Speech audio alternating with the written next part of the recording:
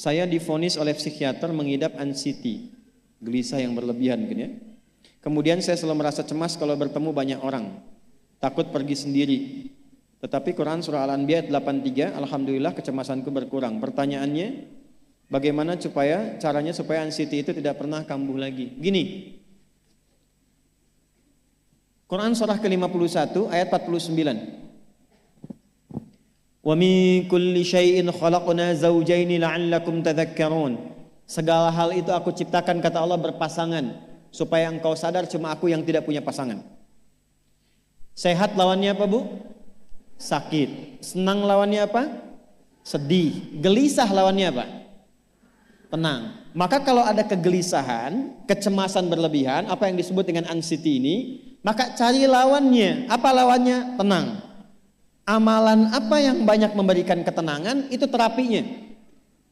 Apa dalam Quran ayat-ayat dan amalan yang membantu menghadirkan ketenangan? Satu, saya tulis cepat. Dan saya sudah pernah sampaikan ini dan alhamdulillah insya Allah banyak manfaatnya. Satu, Quran surah 13 ayat 28. Amalannya dua, Quran surah ke-20 ayat 14. Tiga, Quran surah ke-4 ayat 103.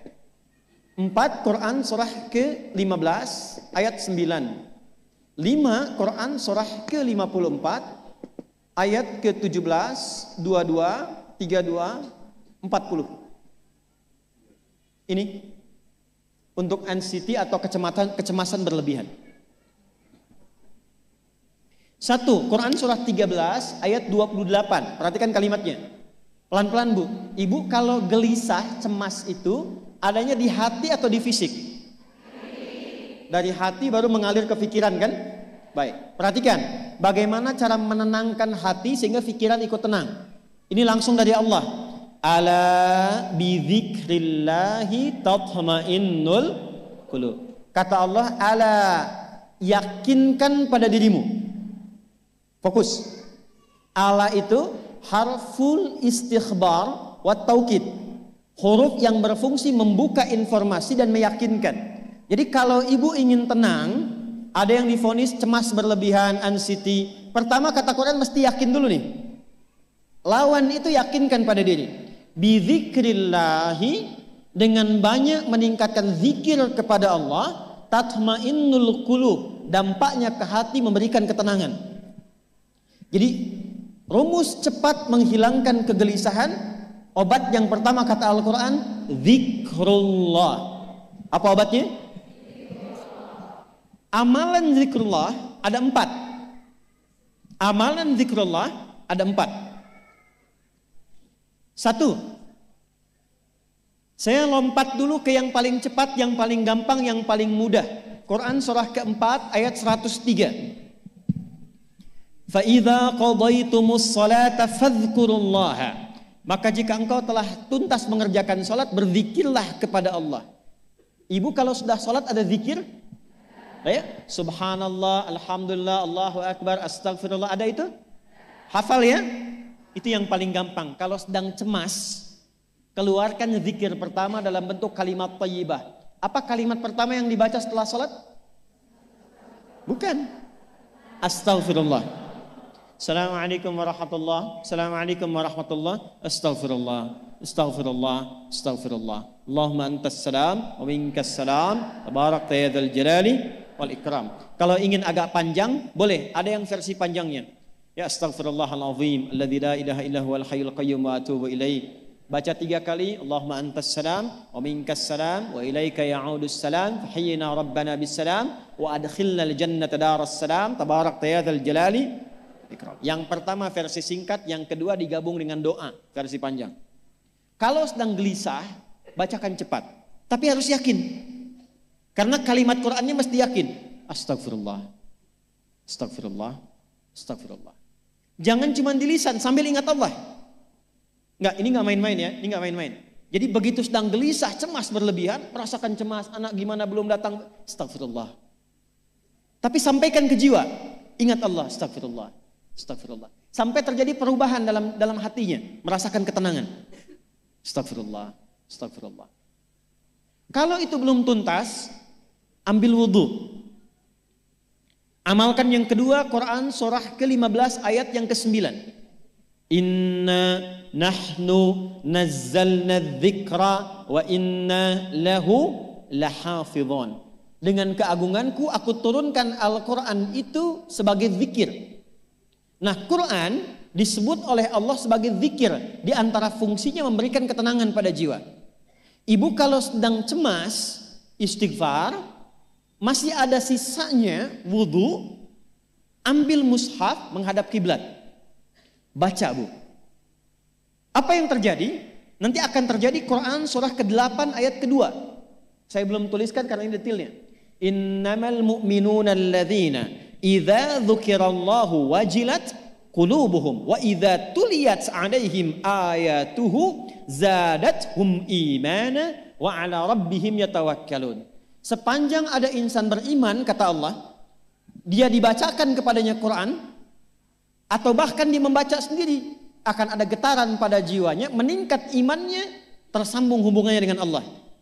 Yang paling dahsyat, ibu ambil wudhu, buka mushaf, baru dibuka mushafnya, kok tiba-tiba ayatnya sesuai dengan apa yang kita rasakan. Kadang terjadi begitu. Lu tiba-tiba ibu baca aja ibu baca. Tapi bacanya bukan cuma di lisan, sambungkan lisan dengan kolbu. Kalau tahu, cari surat-surat yang sesuai dengan kebutuhan. Misal, maaf ya Bu ya, ada yang menganggap misalnya ibu nggak punya kelebihan, ditinggalkan oleh teman, dikecilkan bahkan oleh pasangan sendiri, buka surat Ad-Duha, buka surat Al-Insyirah. 2 aja dulu. Baca dengan tulus, mengalir ke hati. Begitu ibu bacakan Wad-Duha, Wal-Laili idza saja, ma wadda'aka rabbuka wa ma. Perhatikan, rasakan surah itu diturunkan untuk ibu. Karena begitulah cara baca Quran. Kata para ulama, kalau kita ingin merasakan kenikmatan baca Al-Quran, rasakan saat baca surat itu diturunkan untuk kita. Maka cara bacanya akan beda. Wadduha, demi segala kenikmatan yang telah aku berikan kepadamu, seperti engkau nikmat merasakan cahaya duha, aku bersumpah. Wal-laili idza saja, dan demi semua kesulitan yang kau rasakan sekarang seperti gelapnya malam. Ma wadda'aka rabbuka wa ma qala. Hei, tanamkan pada hatimu yang paling dalam, aku tidak akan pernah meninggalkanmu dan engkau tidak seperti apa yang orang-orang lain katakan. Kalau ibu rasakan baca Quran seperti itu, hilang gelisah. Masih ada lagi kegelisahannya. Menghadap ke arah kiblat, tunaikan sholat. Sholatnya apa saja? Sesuai dengan waktunya. Kalau duha, duha. Kalau nggak ada waktu khusus, ambil wudhu, sholat mutlak. Sholat wudhu. Menghadap ke kiblat. Lalu maaf, saya tutup, saat sujud tumpahkan semua kegelisahan itu dalam sujud. Tumpahkan semua sampai air matanya mengalir, gak apa-apa, tumpahkan semua. Nanti rasakan perubahan yang terjadi setelah sholat tuntas dikerjakan. Karena sholat mengumpulkan semua jenis zikir ini. Istighfar ada dalam sholat? Ada. Ya, ibu ruku sujud baca istighfar. Subhanakallahumma bihamdika Allahumma ighfirli. Subhanallah ada? Alhamdulillah ada? Allahu Akbar ada? Dalam sholat baca Quran? Al-Fatihah itu Quran. Semua ada. Sudah? Yang terakhir, biasanya kalau sudah selesai sholat, ketenangan awal itu muncul. Tapi setelah itu kadang-kadang muncul lagi, kalau belum tuntas semua. Maka praktekkan isi surat Al-Insyirah. Ini penutupnya. Inna ma'al usri, fa inna ma'al usri. Apa artinya insyirah?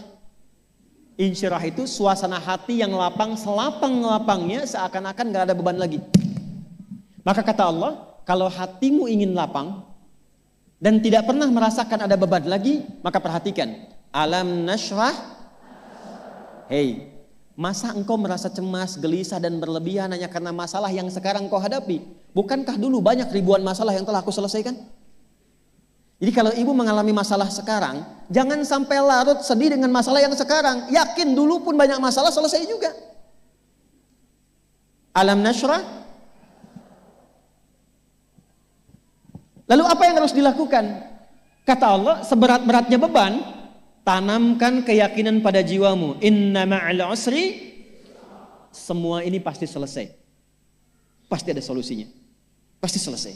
Inna ma'al usri yusra itu bahasa singkatnya begini, pasti selesai.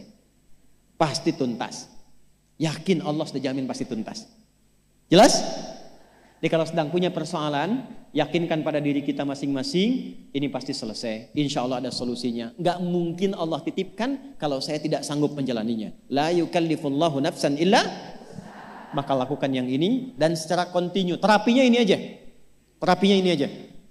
Gelisah lagi, zikir lagi. Gelisah lagi, buka Quran. Sampai itu hilang, tapi itu tidak akan pernah hilang kalau ibu gak yakin bisa mengatasinya. Karena itu hurufnya dibuka dengan ala, yakinkan, itu hilang. Jelas?